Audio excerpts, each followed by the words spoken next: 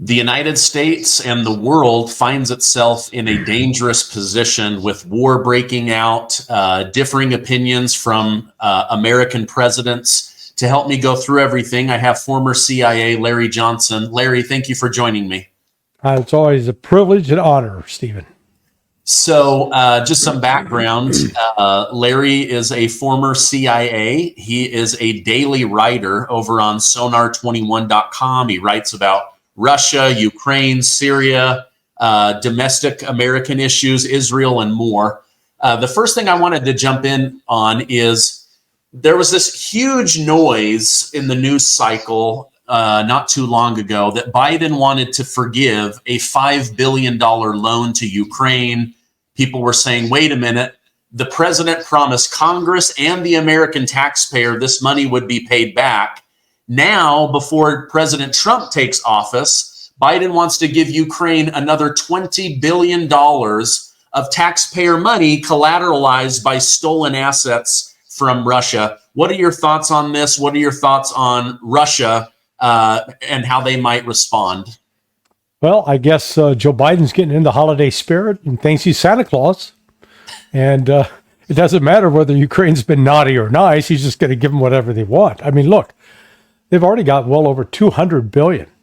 Think of that, almost a fifth of $1 trillion. The United States has pumped into Ukraine over the last 2.5 years. It's a phenomenal amount of money. And to accomplish what? That's where, what Biden is doing is, unconscionable. It would be nice to impeach him, except he's going to be out of office, so it doesn't matter anymore. It's just completely reckless, and it's a ripoff for American taxpayers. Yeah. It's like so backwards. It's like 1 week they want to forgive loans that they promised would be paid back. The next they want to give another one, but then it's collateralized by stolen assets. Right. And I'm reading online that Russia is saying, like, what are you guys doing? You can't go in and steal money and assets from other countries and then expect to have trust from other countries around the world. Oh, yeah. No, that's why you're seeing BRICS develop and emerge as an alternative to the U.S.-controlled monetary system right now. The U.S. dollar is considered the reserve currency. And what the Russians and other countries, and it's not just Russia, Chinese also have discovered, is that if the United States unilaterally decides to impose sanctions, we can start seizing your money. And the only thing you can do about it is turn around and seize any assets connected with U.S. companies that are in your own country. So, for example, I know that Russia has seized a fairly sizable chunk of J.P. Morgan assets that are in Russia. So, so once you start down this game of tit for tat, it has undermined the confidence that the international monetary system, represented by the IMF and the World Bank, was supposed to present the world that here you can have a currency that's backed by law, that's got a wealthy country behind it, and that you'll never be punished. You always have access to your money. And then now they found out that's not true. So the United States is really, it's a form of suicide, economic suicide on our part, to pursue this kind of adversarial approach to other countries using money as a club. Because in the end, all it's done is convince them, hey, we need to form our own club. We need, it's like showing up at the ballpark, and the one kid who provides the ball and glove keeps saying, "Oh, I'm going home. Do it my way, or I'm going home." After a while, the other kids say, "Hey, let's just get our own balls and gloves. That way we can play, and we don't have to worry about that jerk." That's where we're headed. Okay. I read that according to Pentagon spokesperson Sabrina Singh, the Pentagon is worried Russia will hit Ukraine with another Oreshnik missile or possibly a neighboring NATO partner. Obviously, they're provoking them. So to me, this isn't crazy. But what are your thoughts? Do you think they actually will unleash another Oreshnik missile? Well, not now, because we just over in the last 24 hours, Russia unleashed a massive hypersonic missile drone attack on throughout Ukraine. They hit over 20 separate major cities and destroyed their energy infrastructure. So Ukraine, Russia would basically turn the lights off in Ukraine in the last 12 to 16 hours. Wow. So and the Ministry of Defense, this was all precipitated by a failed ATACMS missile strike on an airfield that's halfway between Mariupol and Rostov-on-Don, which sits on the Sea of Azov down in southern Russia. And that was two days ago. And these Ukrainians fired 6 ATACMS missiles. The Russians said they shot down 2. 4 others were disabled through electronic means. They did not damage any of the production plants or the airfields that the Russians had there. And but at the very point, the Ministry of Defense, okay, we're going to retaliate. This will be answered. They came out almost immediately. And it was shortly after that that Singh then came out and said, "Oh yeah, we think the Russians are going to hit us or hit something with the Oreshnik missile."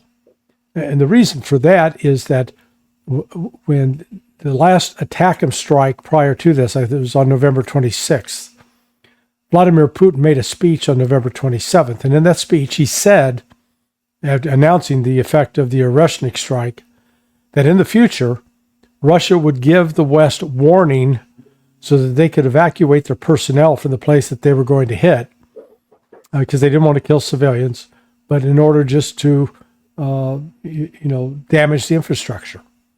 Well, that's why I assumed that it happened with Singh.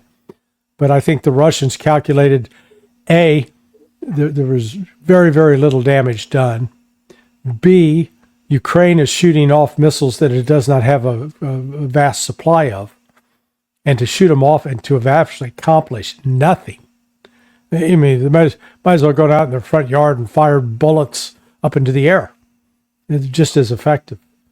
That Russia decided we'll use more of our conventional weaponry at this point. But they put the U.S. on notice. So what is happening in Ukraine on the ground for the Ukrainians is truly devastating. There are about 82,000 Russians have been confirmed killed through the research done by a group called Media Zona. And the number of Ukrainian killed in action, 1 million. So in other words, for every 1 Russian that dies, there are 10 Ukrainians dying. That's the state of this war. And isn't, I don't know if it's the law of attrition or something like that with war, you want like a 7-to-1 ratio. They've got a 10-to-1 ratio. Usually, for example, if you're a defending force, normally the attacking force would have to have a 3-to-1 advantage because you're going to take casualties by virtue of attacking. The problem that Ukraine now faces, its total population is about 22 million. Russia's got 140 million. So right off the bat, Russia's 7 times larger than Ukraine in terms of manpower. Demographically, what has happened in Ukraine over the last 20 years is, think about that figure 8. You get a figure 8 and it comes, it narrows, and then it goes out. That narrowing, that covers the age range of 16 to 21. So there was a real demographic lack of births in that age cohort that is of age now to go into the military. So even if they lower the draft age in Ukraine and try to bring in more kids who are 18, 19, 20, they don't have them. They're not there. They're just not that many. So Ukraine is losing manpower on the battlefield, and the number of wounded is probably double the million, up around 2 million. So when you're dealing with those kinds of, you're talking about 5% of the population, roughly, that's left in Ukraine. They can't sustain this. and I read that wasn't the United States State Department putting pressure on Zelensky to lower the military age? Right. So Yeah. now, hey, instead of seeking peace, instead of mourning the million and moving on, let's increase the number by lowering the age so we can get more bodies into the battlefield. Yeah. United States doesn't care. They're not our kids. You know, that Stephen, this is one of the reasons the United States has become so accustomed to going to war overseas in these, mindless military adventures. We don't suffer any pain here at home. Now, there are families of veterans whose sons and daughters have either died in Afghanistan or Iraq or Somalia or Libya or, Serbia or, go down the list, and also now Ukraine, that, yeah, those families, they've suffered the loss, but the average American hasn't. So it's real easy to go to war, kill these other people. We don't see their mangled bodies. We don't smell the smells of death that come from rotting corpses. It makes money for us. That's one of the reasons. It's a sickness in America anymore. And I hope Donald Trump holds to his commitment to get us out of these mindless wars. The United States is doing nothing but creating pain. And if you think that these Ukrainian families, once they wake up, because the United States will abandon them, make no doubt, the United States will abandon them. If you doubt that, talk to the people in Afghanistan, talk to the people in Iraq, talk to the people in Libya, in Vietnam, in Cambodia, in Laos. The United States has a history of, we'll tell people, hey, we got your back. And that's a very dangerous position to be in, with the United States at your back, because we abandon you. We walk away from you or we'll kill you. You know what? Saddam Hussein used to be a CIA asset. Manuel Noriega used to be a CIA asset. Muammar Gaddafi cut a deal with the United States to give up his chemical and biological weapons in exchange for peace. What happened to each of those individuals? Two are dead at our hands or at the hands of their militia. Noriega got out of prison and died, but we put him in prison. You can't trust the United States. That's the message we've been sending. And I think once the Ukrainians wake up to that, I'm not sure they'll ever get over that anger towards us. Yeah. I would think that, I don't mean to be crass, but I would think that Zelensky would want those 18-year-olds in the bedroom repopulating versus on the battlefield dying. I mean, you gotta have men and women, sorry, woke ideology of America. You gotta have men and women to make babies and repopulate. Let me switch gears. Has the distraction of the Ukraine war made it hard for Russia to uphold their position in Syria? Is this in part why Syria fell and now Bashar al-Assad has had to flee and take refuge in Russia? Do you owe back taxes? Pandemic relief is now over. Along with hiring thousands of new agents and field officers, the IRS has kicked off 2024 by sending over 5 million pay up or else letters to those who have unfiled tax returns or balances owed. Don't waive your rights and speak with the IRS on your own. They are not your friend. Tax Network USA, a trusted tax relief firm, has saved over $1 billion in back taxes for their clients, and they can help you secure the best deal. Whether you owe $10,000 or $10 million, they can help you. Whether it's business or personal taxes, even if you have the means to pay or you are on a fixed income, Tax Network USA can help you finally resolve your tax burden once and for all. Call them at 800-958-1000 for a free private consultation or visit tnusa.com/Gardner. No. The story is a little more complicated. Both Russia and Iran were well aware of the plan that involved the United States, the United Kingdom, and Turkish intelligence. And Turkish intelligence, in turn, was also coordinating with Israeli intelligence. So they knew that this terrorist group, Hayat Tahrir al-Sham, which is a descendant of ISIS, think of it as it's a spinoff from ISIS. ISIS is a spinoff from Al-Qaeda. Al-Qaeda attacked us on 9/11. Let's keep that in mind. So both Russia and Iran made repeated offers to Assad, to Syria, to boost military training, to provide more financial aid. But what happened over the course of the last 2 months, Syria was welcomed back into the Arab League. They'd been expelled back in 2012 under U.S. pressure. And so now Syria was back in the club, and the United States had opened negotiations, sending messages to Assad that, hey, if you sort of weaken those ties with Iran, come over to our side, we'll lift the sanctions, and maybe you can get on with your life. And that was on the one hand. So Assad was buying into that. And we saw really the first indications that Assad was starting to distance himself when Assad didn't attend the BRICS conference 3 months ago. Now, Russia was sitting there looking at this situation and said, okay, Assad doesn't want to fight. He doesn't want to do what's necessary to upgrade. And we know what Turkey is doing. Turkey is going to go off on its plan to recapture territory that it believes that it was duly entitled to because of during its time as the Ottoman Empire. So Russia faced a choice.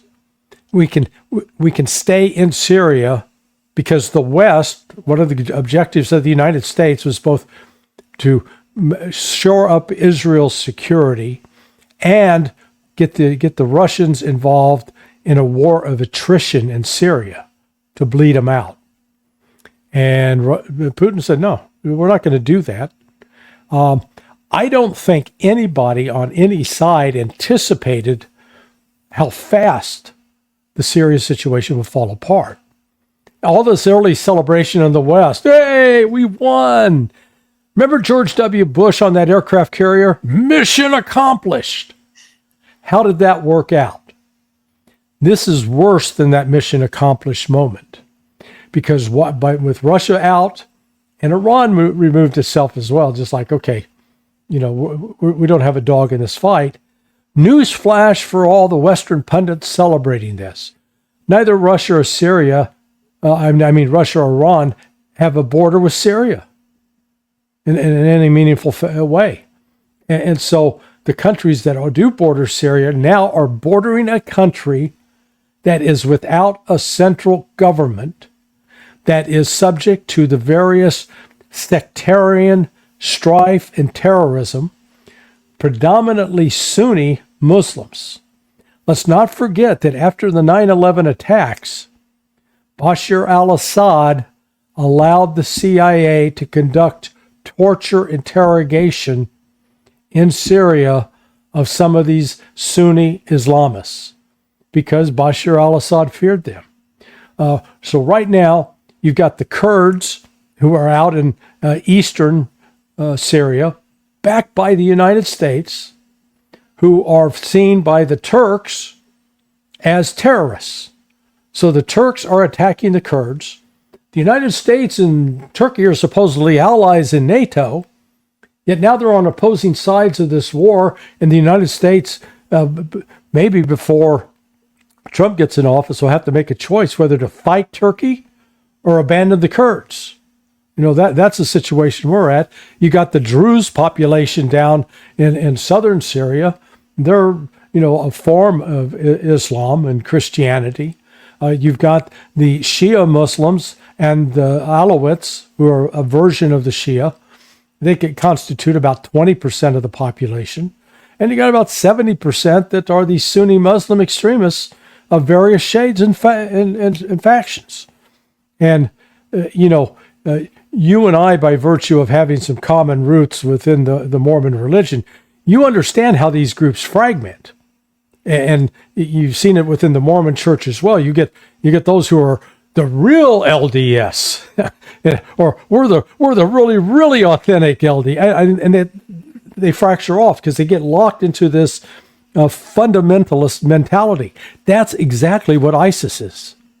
And they've now dressed up this Jelani character as some sort of moderate.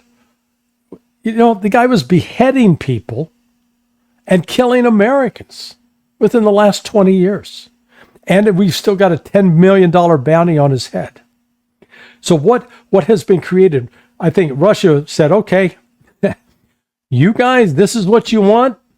Boom, we'll jump out of the way. You have it. And all of a sudden, the West is like the proverbial dog chasing a car. We caught the car. Now what do we do with it? Because we certainly can't drive it. We don't have opposing thumbs. And it's a mess. That's why, Tony Blinken's over in Turkey today. They're trying to figure out what the hell do we do next? There was no strategic plan. And, Israel's bombing the Syrian military infrastructure to shreds and dust. Why? Because they also know that those same jihadists that they've partnered with, and let there be no illusions, Israel got in bed with the ISIS terrorists whose predecessors killed Americans on 9/11. Don't forget that. The CIA got into bed with the same people. So let's enough of this self-delusion nonsense in the United States where we pretend that, these guys are our friends now. They're not our friends. They are our enemy. They stand for everything that we oppose. And yet, we're funding them, we're training them, we're facilitating them. That's why when you saw Ukrainian officers coming into Turkey and down into Syria to train these fighters, and understand the fighters that are in HTS, they're not Syrians who have fled across the border and say, we want to liberate our country. These are Uzbeks. These are Uyghurs. These are people from the Muslim provinces of southern Russia or the countries like Uzbekistan, Tajikistan, Turkmenistan. These are foreign mercenaries. They have no interest whatsoever in promoting or preserving the people of Syria. This is all about establishing a caliphate, an Islamic state ruled according to what they judge to be the correct Islamic rules. With everything you just explained, is this why President Trump would say, leave Syria alone, it's not our fight, and Biden would say, let's go meet with Turkey. In the meantime, we'll give the people of Syria a bunch of money. Yeah. Such a different response. Whose side are you going to get on? Okay, it's not a clear black and white. Boy, this is 100 shades of gray. So what's our long-term strategic interest? Is our long-term strategic interest to maintain good relations with Turkey, to keep Turkey in NATO, because right now they represent really the second largest army after the United States? Is that our objective? Well, if we're going to align ourselves with Turkey, that means we need to betray the Kurds. But we say we're with the Kurds because they like us and they've done some of our bidding and they got oil, or at least they're controlling the oil in eastern Syria. Or are we going to join forces now with this HTS crowd, these descendants of Al Qaeda, who want to establish an Islamic state and are forcing all women now to wear the hijab and to be completely covered, and also are kicking all women out as judges and lawyers? They got to go back and stay, covered up and at home. Is that who we're backing? Or is it going to be Israel that we're going to back uncritically, while they are in the process of alienating every Arab and Muslim nation in the region? It's not it's an ugly choice. There's not a good side to this. And I think at least Trump understood that in his first term, and his efforts to try to withdraw U.S. troops were sandbagged by Mark Milley. I hope to God Trump recalls him to active duty and court-martials him. Milley committed gross violations of his oath to uphold the Constitution and to serve this country honorably. And he needs to be in prison, in my view. You're not the only one that shares that opinion. Okay, so is this also we see such a difference in response? You know, Trump wants the Russia-Ukraine war to end, and Biden, if Kamala Harris had won, I swear they would have given money until there wasn't a soul left in Ukraine. Yeah.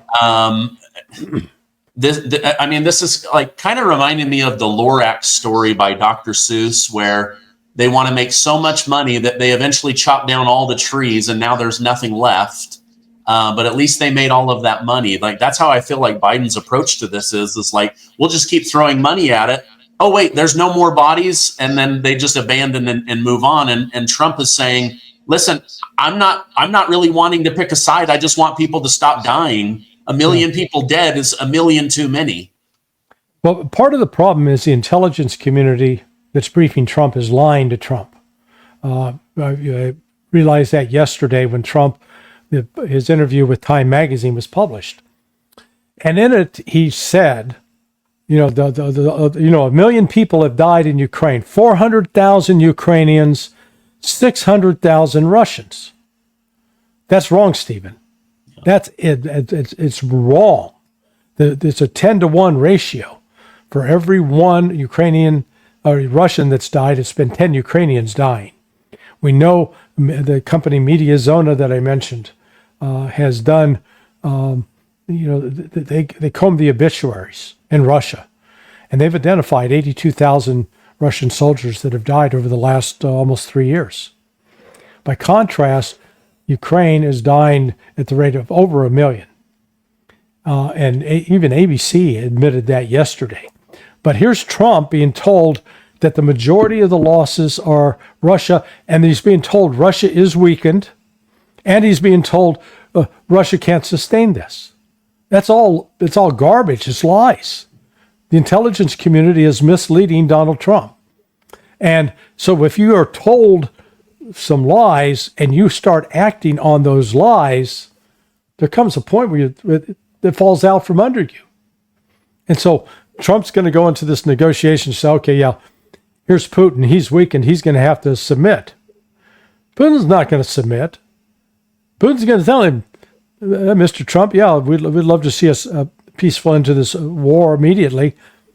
Here's the conditions. Ukrainians pull out completely of Zaporizhia, Kherson, Donetsk, and Luhansk. Out. Gone. Number one. Number two, never, not temporary, but never do they get into NATO. And you're going to pull your NATO troops back away from the Ukrainian border. And Trump will go, well, wait a second. You're not going to dictate to me. And Putin says, those are the rules. We're going to pursue what we're going to keep doing what we're doing because we don't need you. We're not dependent upon you. And we're tired of your lies, referring to the United States, not Trump in particular, but we're tired of your lies and the fact that you've been trying to attack. You're not just attacking us here. You're trying to attack us in Georgia. You've overturned the results of the elections in Romania. You're launching this coup in Syria.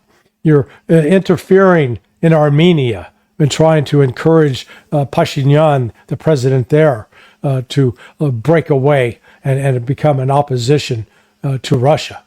You're attacking us all along our border. No, we're not fools. You've played us for fools before. No longer. That's coming to an end. That's what Trump's going to run into. Not this, oh, Russia, oh, yeah, thank God Mr. Trump's shown up. We can stop the war now. We're so tired. They're not tired at all. Well, if 80,000 are dead, they still have another million. waiting to go into battle because their numbers have gone up. So that's an interesting point. Trump may operate and try to negotiate in good faith, but with bad intel. Yes. Would you then assume Biden's being fed the same bull crap, and maybe that's why he keeps sending them money? Is like, okay, we know the numbers are bad, but at least they're worse for Russia, which is a lie. So when you collect intelligence, there's a couple of ways to go about it. One is that, I go over to Ukraine and I find somebody that's in the government that's going to work for me on a covert basis. The fact that we have a relationship where he's going to give me all the secrets of his government, but we're going to pretend that that's not happening. And he gives me the actual real information. Or overhead satellites. You can count graves, how the number of graves increasing in various cemeteries. Or signals intelligence. You're picking up the actual conversations of maybe people calling mortuaries. So that's raw intelligence that you as an analyst can take and say, okay, let's assemble this puzzle and see what it looks like. Or the other alternative, and something the United States has been doing increasingly over the last 30 years, is getting liaison intelligence. Liaison intelligence means the Ukrainian intelligence service comes up and says, "Hey there, Larry. Here's your latest information. We're going to pass it to you. This is what's going on. Keep this close hold. It's top secret on our side." And we just take it back and uncritically say, "Oh, according to Ukrainian intelligence, boom, boom, boom, boom, there are 600,000 Russian dead." Do the intelligence analysts go double check that with obituaries in Russia? No. Do they double check it by checking social media to see if there's an increase in social media posts of Russians dying? No. Do they take overhead imagery of satellites, looking at a satellite of a cemetery in Kiev in February 2022, in September of 2022, in April of 2023, in October of 2023, and trace over time? Has that cemetery quadrupled in size? And if it's quadrupled, we can count the number of graves. There's ways to do this. They don't double check it. That's not happening. And so Biden's happy to be ignorant. They're feeding him. It's the garbage in, garbage out. He's happily chomping on the garbage. And maybe he really believes it, but nobody in that administration has had the integrity of the backbone to stand up and say, I want the hard numbers and I want to know exactly what's going on. That's why they don't want Tulsi Gabbard coming in, because Tulsi, she's honest with respect to having accurate intelligence and is going to hold the intelligence community accountable. She may not actually have enough experience, to know what I'm talking about, but she's a quick learner. But this is what's going on. The system is broken. It's rotten from the inside. I guess trusting Ukraine's numbers from Ukraine is like trusting the tobacco companies that did their own research on whether tobacco was causing cancer, whether corn syrup was causing diabetes, whether the COVID-19 miracle shot was actually a miracle. Trusting people to monitor themselves, that usually does not lead to honest data. What about, how do you think, back here at home, how do you think Trump is going to reorganize the intelligence? I know he doesn't want to get rid of them, but does it just start with getting the right leader in, or is he going to have to be more hands-on with each of them to reform the FBI, the CIA? Well, let's hope that some of these posts that some of the federal employees have been making are true.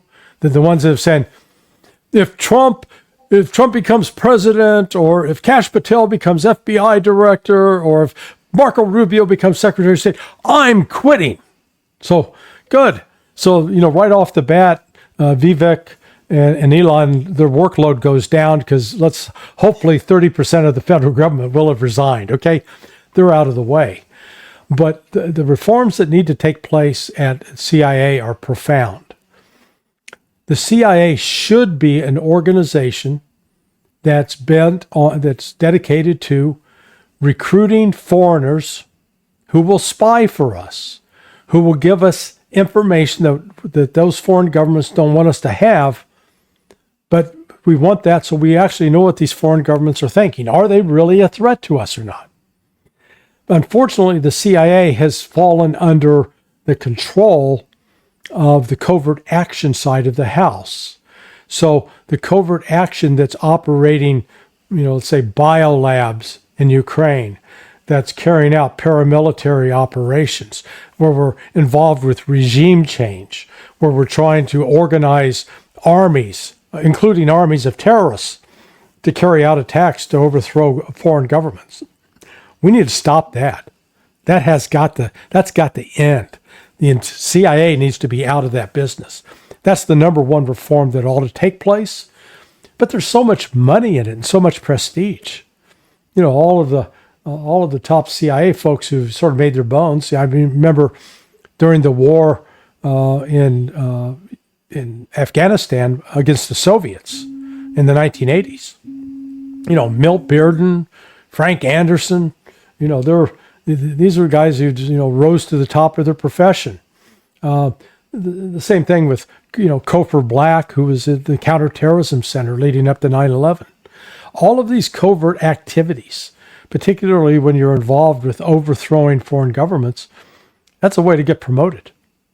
And the mundane business of trying to find and recruit a foreign government official who's going to tell you what needs to happen. Now, some will say, well, what about terrorists? Well, the CIA is not designed nor suited to penetrate terrorist organizations, because most of the cover that's used for CIA personnel is State Department or Department of Defense. The CIA has some non-official cover officers, but normally they're not out working in those kinds of areas where they easily interact with the kind of people like Jelani, the current head of Hayat Tahrir al-Sham, the terrorist group in Syria. So, you may need to set up a very special organization, probably under Department of Defense, that would be dedicated to, let's call it foreign mayhem, overthrowing foreign governments. But the CIA needs to be radically reorganized. Ditto for the FBI. The FBI has become more of a security force for the political establishment in D.C. as opposed to a law enforcement outfit. And that's what I hear from my buddies who were, they were part of the old guard. And they're just shocked and appalled by what it became, starting with Mueller, grew worse under Comey, and it's become just awful under Wray. So hopefully Kash Patel will be able to put that, put that house back in order. Yeah, let's finish on that topic. I'm reading here that Politico News has a story out today saying the fact that FBI Director Christopher Wray feels he needs to resign is proof that Trump will rule as a heavy-handed tyrant. Like, hasn't Christopher Wray brought a lot of Christopher Wray's problems on himself? Well, yeah. Who hired Christopher Wray? Trump. Yeah. So Trump needs to eat that one, okay? He hired Christopher Wray, who was a disaster. And, hopefully Trump's learned a lesson from this. Take care with who you hire. Make sure they're people of integrity. Make sure they're people committed to upholding the Constitution. Christopher Wray, in my view, ought to be in prison for his gross violations. His withholding of an investigation into the Hunter Biden laptop, shielding the Biden family from any kind of prosecution for what were clearly federal crimes, and then allowing FBI personnel and the person of confidential human sources to be inserted into the Trump crowd on January 6th in order to provoke the kind of activity that was then later characterized as an insurrection, to create the aura of insurrection by inciting it, including with people, it looks like this Ray Epps. He was clearly one of the confidential human sources, and he was exhorting people into the Capitol. So yeah, Chris Wray that was him. He oversaw that. He oversaw approving, or he didn't fire the FBI agents in the Richmond field office who talked about infiltrating Catholic Church and spying on Catholic priests. Not for suspicions of child abuse. Oh, no. This was for terrorism. I mean, so, Ray, good riddance. Glad he's gone. Too bad Trump hired him in the first place. Yeah. So, I've covered the January 6th story heavily. Many of us feel like another conspiracy theory has come true with this new IG report out. I told my audience they will hold this IG report until after the election, hoping and praying that Kamala wins, and then this thing would be like a fart in the wind and everybody would move on. Now Trump has won, and you have 40, 50, 60, 70 million Americans going, wait a minute, 26 paid FBI informants were in the crowd, being provocateurs, spying, gathering information. I just watched a video last night. One of the people that was breaking glass, telling people to go in, he notices he's on camera. He quickly grabs somebody. Why'd you do this? What, and the guy's like, whoa, dude, no, you did that. Right. So I think more is going to come out. I know Kash Patel has a bone to pick on this, but what were your thoughts on that IG report? Oh, yeah. No, well, I think it's still a bit of a whitewash because they try to say, well, none of them were prosecuted and there's no evidence that any of them incited people to do things. Oh, nonsense. Absolute nonsense. This was completely staged. And in fact, it was done in concert with the Democrats. There are images of members of the Azov battalion, the neo-Nazi group in Ukraine. Members of that unit were flown to Virginia and then were inserted into that crowd on January 6th. Think about that. Yeah. This was all... This is like a reverse Maidan, where you bring in outsiders, and all of this was done for one purpose, to portray Donald Trump as a threat. They had to get rid of him. It's. I don't think the only miracle is that Trump escaped an assassin's bullet in Butler, Pennsylvania. That Trump has survived this full-blown, full-court press by the Department of Justice, by the FBI, by the CIA, by every element of U.S. and state governments in New York and Florida and Georgia to try to destroy him legally. If he had not been a billionaire and been able to afford lawyers, he'd probably be in jail. And so the fact that he's survived this and now is in a position to bring about some accountability. That's what's needed, is accountability. It's not, it's not a vendetta to go after Mark Milley. There's got to be accountability. The officer corps needs to understand, keep your damn hands out of politics. If you want to get involved with politics, resign your commission, go out and run politic. But while you're wearing the uniform, your job is to uphold the Constitution and obey the commands of the commander-in-chief. And when the commander-in-chief tells you, okay, we need to start drawing down in Syria, and you ignore those orders, that means you get court-martialed for disobeying an order. Stephen, that is the biggest problem that Washington, D.C. has had. Nobody's ever been held accountable for their actions. They commit crimes and they get promoted. You get ahead of the world. They lie, they cheat. So there is still, I think, that hope within many that voted and supported Donald Trump that he delivers on that. And I'm hoping that's the case. We'll see. Yeah. Well, only time will tell, and we'll continue to cover it here on my show. And I know you'll continue to cover it wherever you go and over on sonar21.com. Larry, thank you so much for coming on. If you guys would like to continue to be updated on the different tragedies and war situations and the American empire overseas, sonar21.com. Larry writes there almost every day. Yeah. And puts out really, really well-researched information.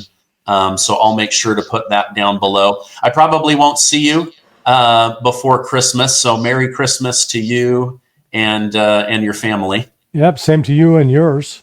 With respect to my work at Sonar 21, I view myself sort of like let's call it a 21st century version of a dairy farmer. Dairy farmers have to get up every morning and milk those cows. I feel the need to get up and type on the keyboard every day, provide something. Yeah.